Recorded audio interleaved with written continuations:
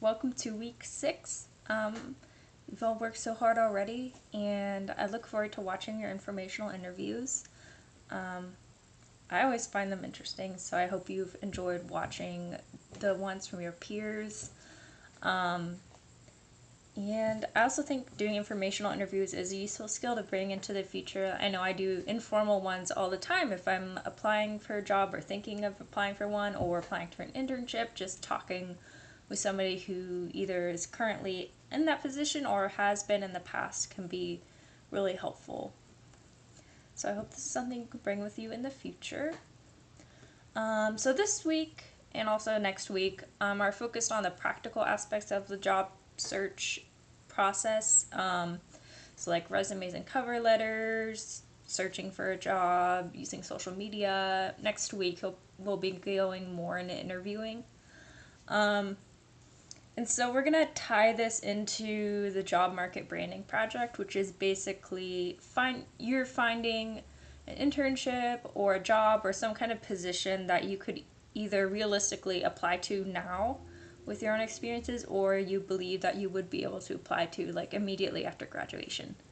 So you're finding this position and then creating a cover letter and a resume that would be relevant for this position. So that's not due until the whole project is not due until October, but the cover letter and resume are going to be starting this week and getting feedback from your peers.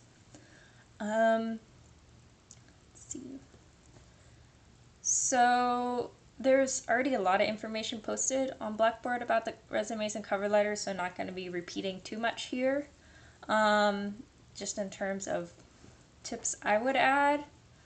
So you'll be getting a lot of great feedback from your peers and from me. I think it's also important to get somebody in your field of interest to look over your cover letter and resume, because different fields are different, and so somebody who's in your field will have a better idea of what's expected and what's important to include in these documents, whereas somebody outside of your field may not know.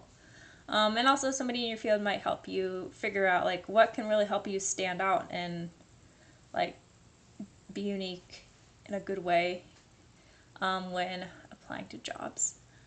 And if you don't know anybody in your field, you can always internet stalk people, go to their websites, go to their LinkedIn and see their resumes.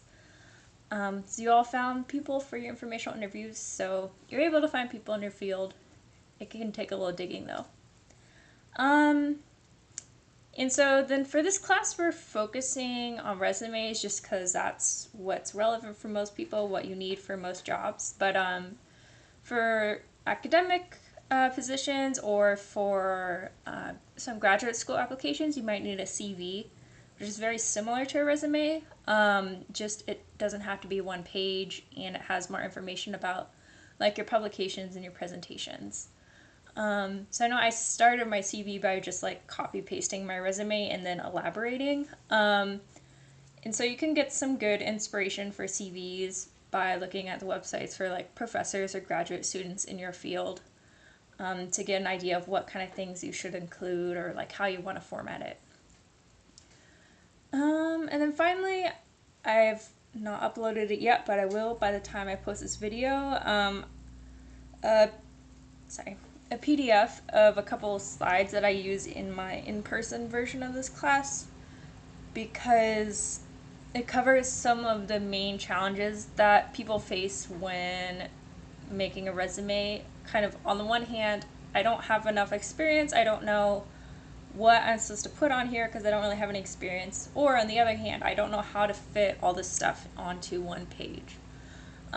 So if you're noticing you have either one of those challenges, which are very common, and I know I'm still like struggle with how to get everything to fit properly and like not be too crowded, definitely take a look at this document.